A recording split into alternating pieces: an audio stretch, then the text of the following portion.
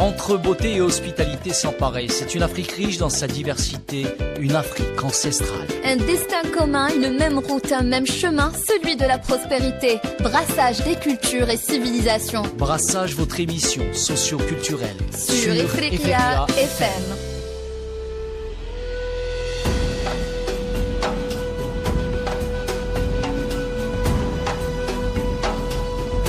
Vous écoutez Radio Ifriqiya FM, chers auditeurs, bienvenue dans votre émission hebdomadaire Brassage. Brassage où les idées circulent et surtout s'enrichissent. C'est Rania Etrassi au micro. Aujourd'hui, je vais vous poser une petite devinette. Selon vous, qu'est-ce qui a le pouvoir de créer des métiers qui n'existaient même pas hier, tout en bouleversant ceux qui sont là depuis des siècles? Indice, c'est une révolution qui ne se voit pas, mais qui se vit. Vous l'avez sûrement, oui, je parle de la révolution numérique. D'Alger à Bamako, de Lagos au Cap, cette révolution bouscule les codes, redistribue les cartes et suscite autant d'espoir que de questions. Est-elle la clé d'un avenir prospère pour les jeunes Africains? Est-elle une chance pour les travailleurs africains ou bien un défi de plus à relever? C'est ce que nous allons découvrir aujourd'hui avec nos chroniqueurs passionnés. Mohamedou Dia et Alamine Mahamat m'accompagnent aujourd'hui pour aborder ce thème fascinant et ils sont prêts à brasser leurs idées avec vous. Alamine Mahamat du Cameroun, bonjour Alamine. Bonjour Ania, bonjour chers auditeurs. Mohamedou Dia du Sénégal, bonjour Mohamedou. Bonjour Ania, bonjour l'Afrique. En forme comme d'habitude. Ouais. Comme d'hab. Entre beauté et hospitalité sans pareil, c'est une Afrique riche dans sa diversité, une Afrique ancestrale. Un destin commun, une même route, un même chemin, celui de la prospérité. Brassage des cultures et civilisations. Brassage, votre émission socio-culturelle Sur Ifriqiya FM.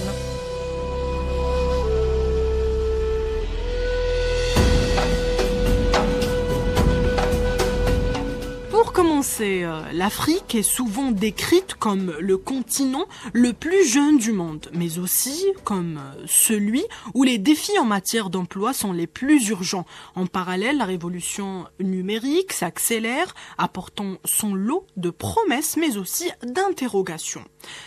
On entend souvent que la révolution numérique transforme tout, mais concrètement, comment cette transformation se manifeste-t-elle sur le marché du travail en Afrique? Quels sont les changements que vous observez autour de vous, Mohamedou et Alamine? Quels sont selon vous les points forts et les points faibles? On commence avec Mohamedou. Alors, pour commencer, l'ère numérique, c'est devenu un stade qui est indispensable maintenant. Et de part et d'autre, on voit que ça a un avantage vraiment extraordinaire. Par exemple, quand on voit, par exemple, je vais prendre au Sénégal, par exemple, beaucoup de jeunes maintenant s'investissent dans ça, en créant des sites e-commerce. Ils n'ont pas la possibilité, ils ont leur diplôme, donc nous ne pouvons pas tous travailler au sein d'un building ou avoir un travail de bureau ou être employés par une entreprise et autres.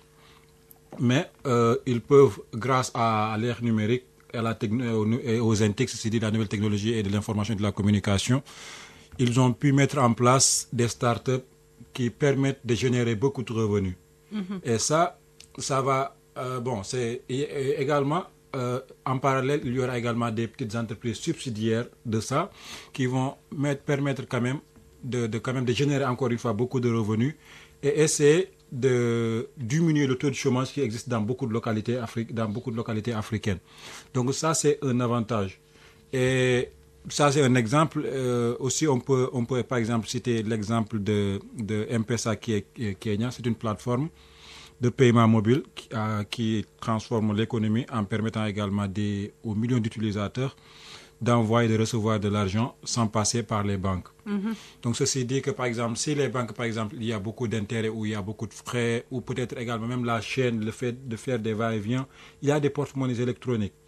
Donc ces jeunes-là, ils ont mis en place avec des concepteurs, leur conception, ils ont mis en place ça. Et en même temps également, ça permet également à ces entreprises, à ces organisations de recruter ces jeunes aussi, de les mettre. Parce que moi, par exemple, j'ai eu à travailler en 2017, j'ai eu à travailler avec Orange Money comme agent de transfert d'argent pendant environ 6 mois.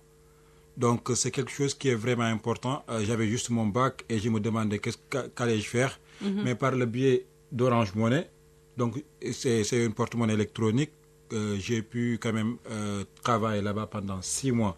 Donc, c'est vraiment un avantage. Et je pensais, par exemple, on investit sur ça. Et d'ailleurs, il y a beaucoup de personnes qui ont l'intelligence et l'intellect d'investir dans ça. Donc, ça va vraiment nous sortir ou ça va vraiment pallier peut-être ou diminuer le taux de chômage en Afrique. Merci Mohamedou. Alamine, au Cameroun, il y a des initiatives qui se développent rapidement dans le numérique. Est-ce qu'elles profitent vraiment aux jeunes et aux petites entreprises? Bon, moi je dirais, avec cette transformation numérique, localement chez moi au Cameroun, ça profite énormément à la jeunesse et aux petites entreprises.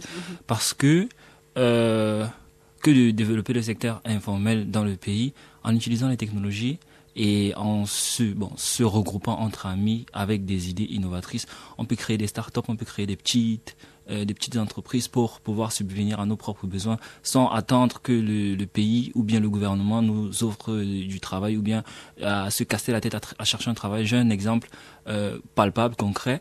J'ai une bande d'amis, on a fait le collège ensemble et après notre bac, on a fait tous des études universitaires, mais juste à côté, il y a un de mes amis là, il a créé sa start-up, Click and Eat. Il se rapproche des restaurants et il crée une petite page sur téléphone. Tu entres dans la page, tu consultes le menu que tu veux du restaurant. Tu commandes et lui il te livre là. Direct. Il y a un autre pratiquement dans la même pensée, c'est plus pour la livraison de poulet. Genre, peut-être un jour de fête, bientôt le 25 décembre, chez nous, il fête Noël. Donc, il y a une forte demande de poulet. Forte demande de poulet. Du coup, tu entres juste sur son site ou bien sur son application et tu commandes peut-être 15 poulets, 20 poulets. Il part chez le fournisseur, il récupère le poulet, il te le ramène à moindre coût. Et ça bénéficie à tout le monde. Toi, en tant qu'usager du pays, qui ne peut pas aller au marché ou bien se mêler à trop de foule pour pouvoir acheter ton poulet, et lui ça l'aide pour se faire des sous quoi, sans attendre que quelqu'un, peut-être tu vas aller déposer ton CV dans 25 entreprises, deux des entreprises vont essayer de voir ce qu'il y a dans ton CV et tout, à la fin on va te dire que tu n'es pas pris. Donc la transformation numérique a beaucoup d'avantages, surtout chez les jeunes, parce que ça nous permet vraiment de créer une autonomie, une indépendance financière vis-à-vis du gouvernement et de nos parents. Merci Alamine. Mohamedou, l'entrepreneuriat numérique, c'est un mot qu'on entend beaucoup. Selon toi, est-ce une vraie solution pour créer des emplois ou juste une tendance qui ne touche qu'une minorité? Les deux à la fois. C'est une tendance qui touche une minorité. Je vais commencer par là. Donc, défis et challenges. On peut le dire ainsi, c'est des défis et des challenges. Étant donné que on peut retenir que 900 millions, par exemple, en Afrique, n'ont pas accès à l'Internet, selon des statistiques. 900 millions de la population africaine n'ont pas accès à l'Internet. Du coup, si par exemple toutes ces personnes-là et ces jeunes n'ont pas accès à cette ère de technologique ou numérique, il y aurait quand même des difficultés à vouloir avancer, à vouloir persévérer dans ça. Les zones sont reculées. Aussi, les jeunes sont reculés. Il n'y a pas d'électricité. S'il n'y a pas d'électricité, donc c'est évident qu'il n'y aura pas d'Internet. Et s'il y a également d'électricité, ils n'ont pas assez d'emploi. Ils n'ont pas d'emploi ou ils n'ont pas de revenus. Donc ça va également bloquer cet accès à l'Internet puisqu'il faut au numérique, puisqu'ils n'auront pas la possibilité de s'offrir ou de s'octroyer des forfaits Internet, des outils technologiques, des ordinateurs, des PC, n'importe quel outil technologique. À ton avis, Mohamedou, quelle solution pourrait permettre aux populations éloignées d'en profiter?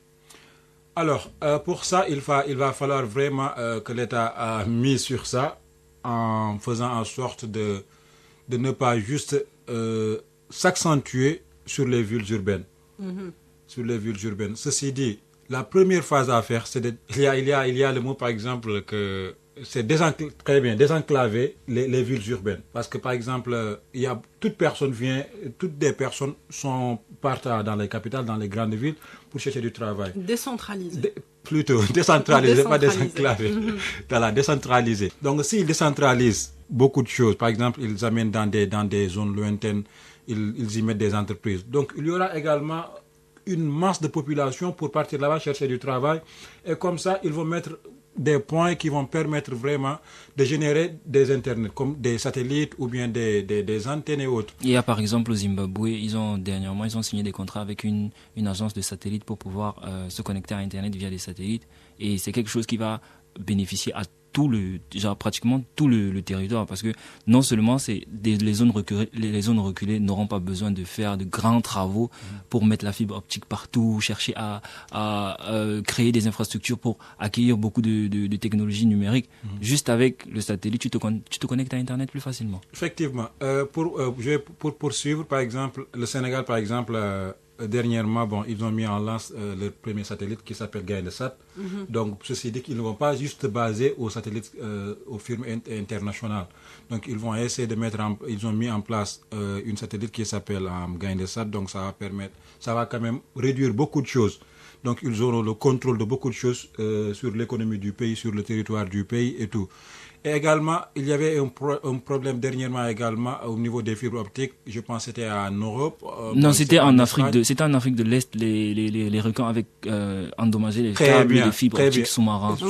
Et ils ont tapé pendant 2 semaines, pratiquement 2 à 3 semaines. Toute la zone de l'Afrique de l'Est n'avait pas d'Internet. Donc, si par exemple on mettait en place on essaie de décentraliser aussi dans ce domaine, on essaie de décentraliser et créer également d'autres alternatives, ça peut également générer beaucoup de choses. Ça peut être la source de beaucoup de progrès en Afrique. Comme ça, la transformation serait vraiment efficace et ça va permettre également aux populations africaines d'accéder à l'Internet et beaucoup se focaliser sur les numériques. Mohamedou, le Sénégal, avec des villes comme Dakar, est souvent présenté comme un hub technologique. Est-ce que les jeunes trouvent réellement leur place dans ces métiers du numérique? Qu'est-ce qui marche bien et qu'est-ce qui bloque? Alors, qu'est-ce qui marche bien, c'est ils ont l'ingéniosité et ils créent des sites d'e-commerce. Alamine l'a mentionné, par exemple, avec sa bande qui ont créé HitKit, je pense. Click It. Click and It. Très bien, Click It. Donc, il y a ça au Sénégal, par exemple. Il y a ces genres d'applications, ces genres de conceptions que des jeunes ont mis en place pour permettre également la livraison. Comme des fois, tu ne peux pas te déplacer, donc tu fais la livraison et on te livre à temps. Ça, c'est un avantage. Deuxièmement, je l'ai mentionné, c'est les e-commerce. Des fois, par exemple, tu as beaucoup d'activités, t'es surchargé. Tu ne peux pas faire tout en même temps. Donc, par exemple, s'il y a une plateforme en ligne, tu peux juste sélectionner. Tu fais le shopping en ligne. Tu fais juste le shopping en ligne. Et la livraison également, ils vont te livrer ça sans aucun souci. Et ça va t'éviter trop de déplacements. Comme ça également, tu n'auras pas d'imprévus et de contretemps en raison de tes activités. Ça ne va pas chambouler ton calendrier. Ça, c'est un avantage. Ça, c'est des avantages et c'est ce qui marche beaucoup. Ce qui marche en fait. Maintenant, ce qui ne marche pas, je l'ai souligné à l'entame de mes propos, c'est l'accès à l'Internet. Le coût de l'Internet au Sénégal, c'est excessivement cher. L'accès également aux nouvelles smartphones, c'est excessivement cher. Pour avoir un téléphone, il faut quand même débourser de l'argent. Il faut mettre de l'argent sur la table. L'Internet, on en parlera. Par exemple, imagine l'opérateur Orange qu'on utilise le plus, c'est Orange. Orange, c'est pas sénégalais. C'est une société française. Et pour 2000 francs, tu as 4 gigas d'Internet. 4 gigas d'Internet pour une personne qui consomme de l'Internet, ça va même pas faire 48 heures. Et moi, il y a un truc Orange de chez du Cameroun, c'est que tu ne peux pas dormir avec les données activées. Si tu as de la connexion, si tu as fait ton forfait, peut-être ton forfait du mois, 30 gigas, 1 giga par jour, ne fais pas l'erreur d'aller te coucher sans désactiver la connexion. Tu blagues, c'est fini. Et tu es obligé de refaire un autre forfait. Et c'est vrai, parce que même chez nous, par exemple, des fois, même quand tu envoies une personne un message vocal, il te dit ne fais pas non, parce que écris. Parce qu'un message vocal, non seulement la connexion elle est lente, mais aussi ça consomme beaucoup. Donc il te dira, mon frère, écris ton message parce que je ne parviens pas à télécharger ta note vocale et ça va consommer également, ça va prendre également la connexion. Donc si on investit, ça c'est le problème majeur au Sénégal. Donc si par exemple on créait des opérateurs, on mettait en place des opérateurs qui sont vraiment locaux, et ça va permettre également de faciliter également l'accès aux unités de crédit, c'est-à-dire la connexion Internet. Donc ça va permettre beaucoup. Comme ça, les jeunes vont s'investir beaucoup sur ça.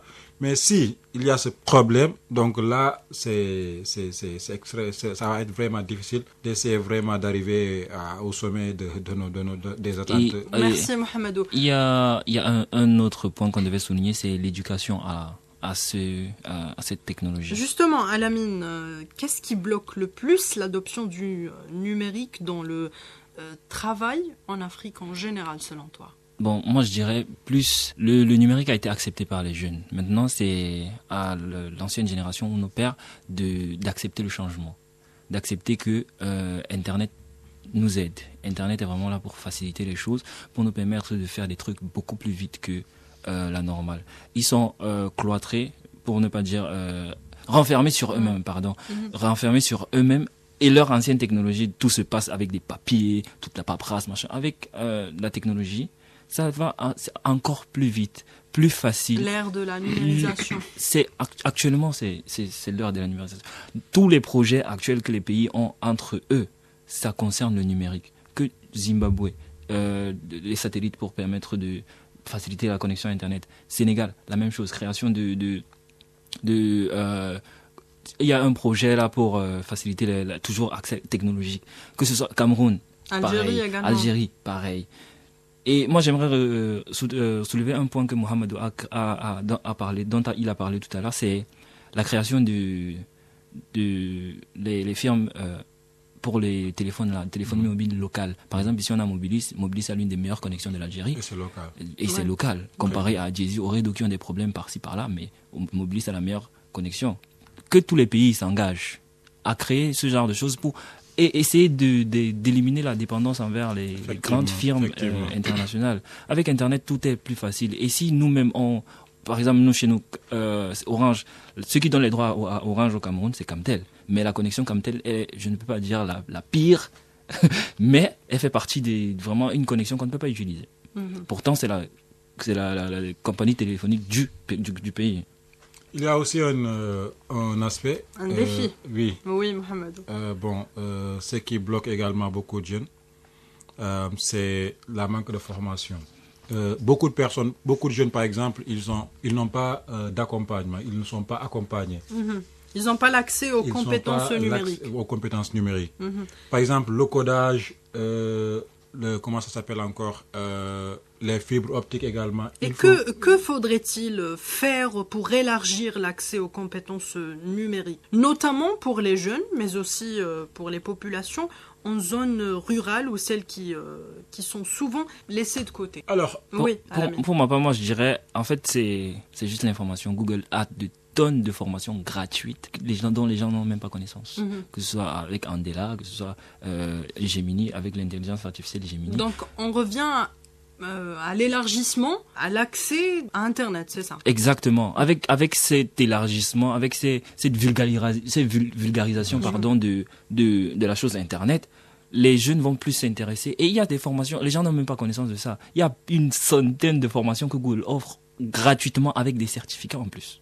Gratuitement. Donc si c'est qu'il y avait juste l'information là, que tel est dans son village, c'est qu'il y a une formation peut-être en robotique ou bien en IA, intelligence artificielle, gratuite. Il commence sa formation, il la suit et il crée son intelligence artificielle, il crée sa petite application avec laquelle il peut travailler sans problème.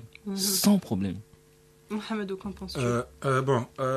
C'est vraiment pertinent ce qu'il vient de dire. Moi, j'aimerais aussi ajouter sur, par exemple, Cursa. C'est une application conçue pour faciliter la formation de beaucoup de personnes. N'importe quel domaine que tu peux imaginer qui fait, par exemple, les tendances de nos jours, ça se trouve sur Cursa. C'est de la programmation, tout. Mais le seul problème, c'est des versions. Donc, quand je dis c'est des versions, il y a une version premium.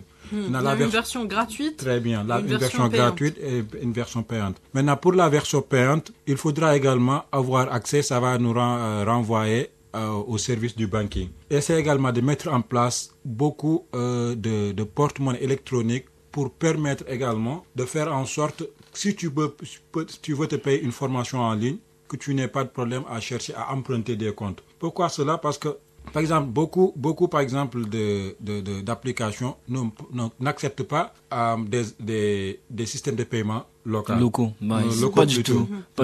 Tu es obligé de passer par Visa, Mastercard, tu es obligé de passer PayPal. par PayPal, Visa, Wise, tu es obligé de passer également par Mastercard, Express, American du genre. Express et tout. Et ça, nous n'avons pas accès à ça.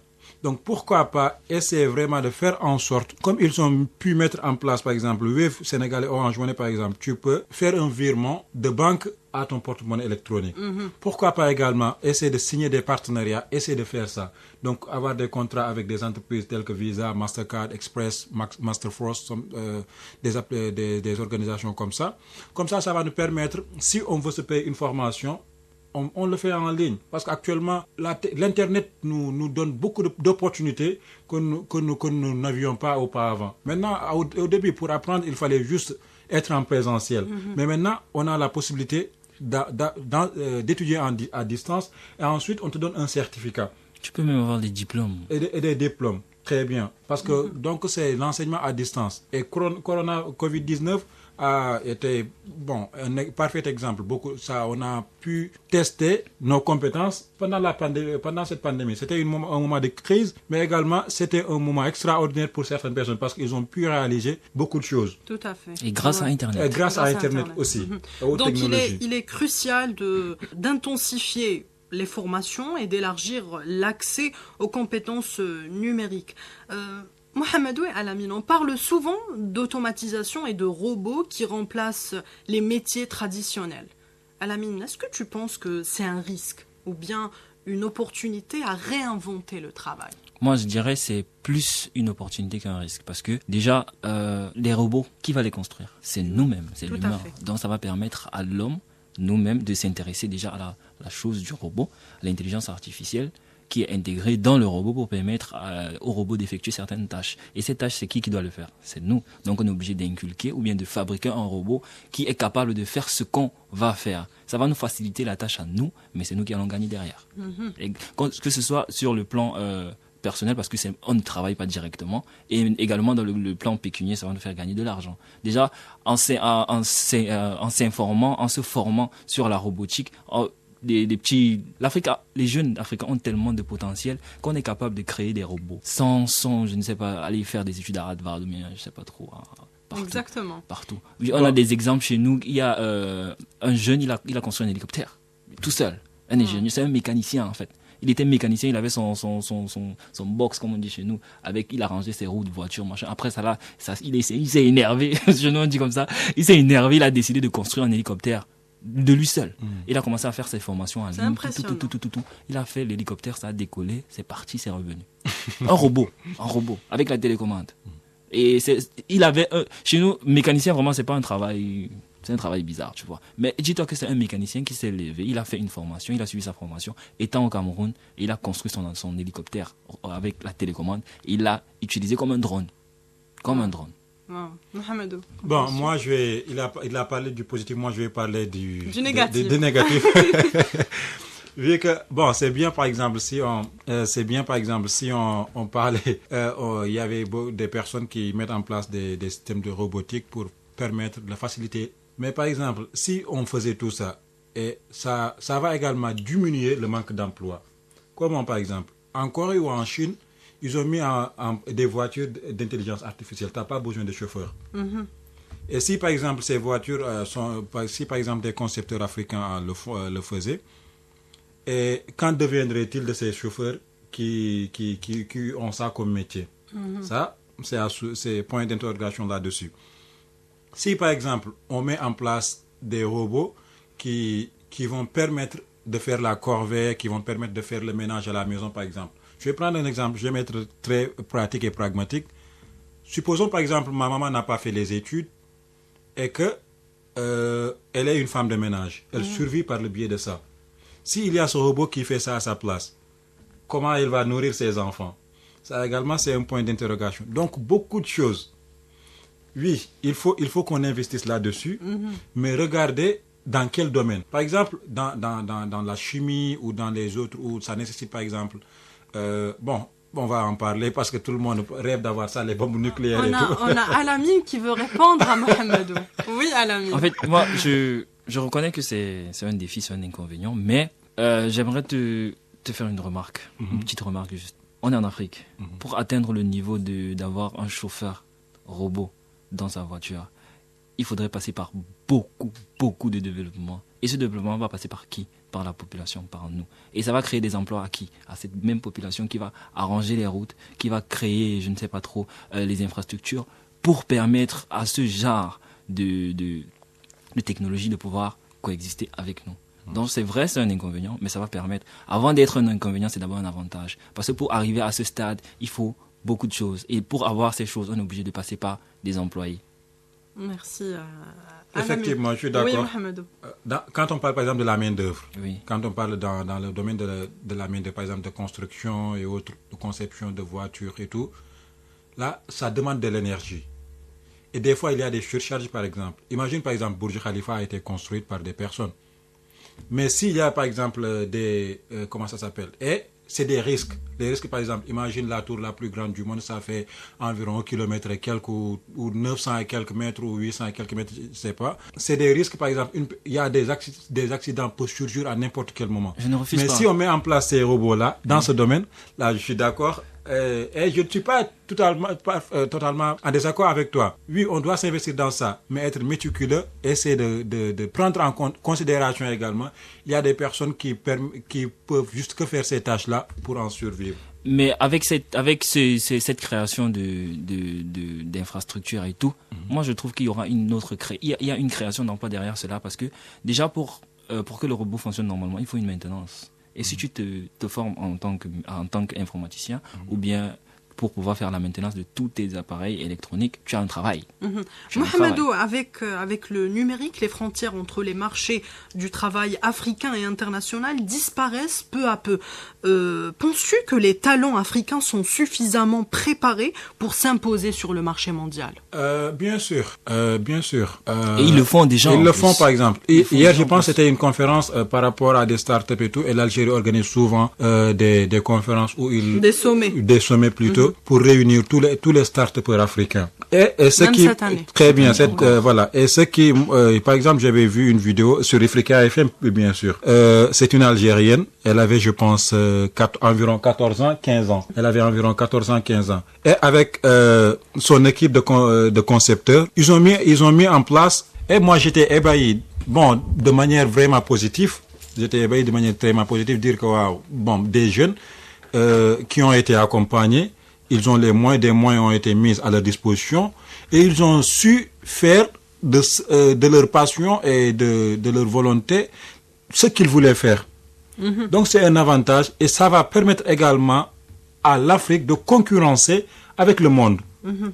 Avec le monde, puisque par exemple actuellement c'est l'ère numérique, c'est partout dans le monde. L'homme ce n'est pas sollicité, on ne dit pas que nous ne sommes plus sollicités, mais la plupart c'est réalisé par des machines d'intelligence artificielle. Maintenant, nous, on a cette compétence. Pourquoi ne pas rivaliser également avec ces firmes internationales? Comme ça, mettre l'Afrique au centre du monde. Et avec les STEM, par exemple, Science, Technology, Engineering and Mathematics, c'est un système, par exemple, qui a été mis en place en Afrique par le Rwanda, le Kenya. Nous avons actuellement, je pense, aux environs intervalles 111-150 centres de STEM pour juste encadrer des élèves dans ce domaine-là, dans la science, technologie, de l'ingénierie et des mathématiques. La technologie tourne autour de ça, l'ère numérique tourne autour de ça. Pour être informatique, il faut être excellent en mathématiques. Pour être ingénieur, il faut être excellent en ce domaine. Donc le Rwanda, le Kenya, je pense, et le Nigeria, ils ont mis en place cette structure pour permettre pour préparer ces élèves dès le bas âge. Juste ne pas rester figé dans l'enseignement traditionnel, qui est des fois un problème, un blocus par rapport à beaucoup de choses. Merci Mohamedou. Un autre truc, c'est que, toujours dans la même lancée que Mohamedou, il y a des incubateurs de start-up.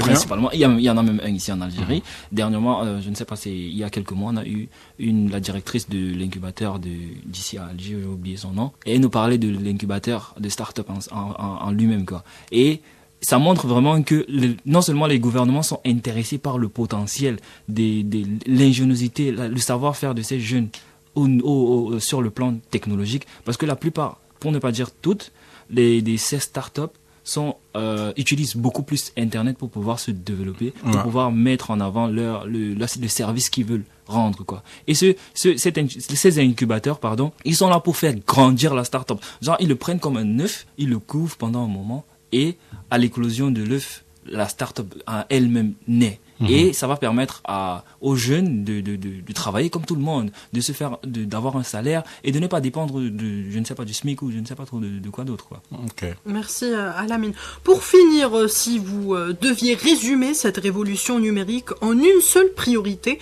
pour transformer positivement le marché du travail en Afrique, ce serait quoi, Mohamedou? Une priorité. Faciliter l'accès à l'Internet. Alamine. Pour ne pas rejoindre Mohamed, je veux dire.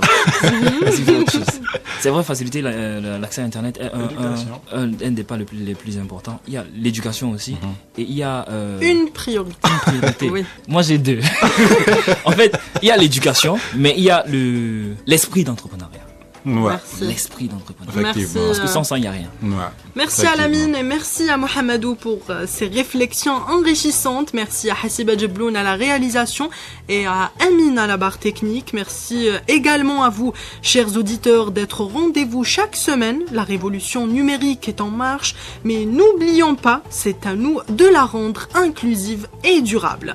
Rendez-vous la semaine prochaine pour un nouveau numéro de Brassage. Restez ambitieux et créatifs et d'ici là, continuez à façonner le futur de l'Afrique. Au revoir et à bientôt.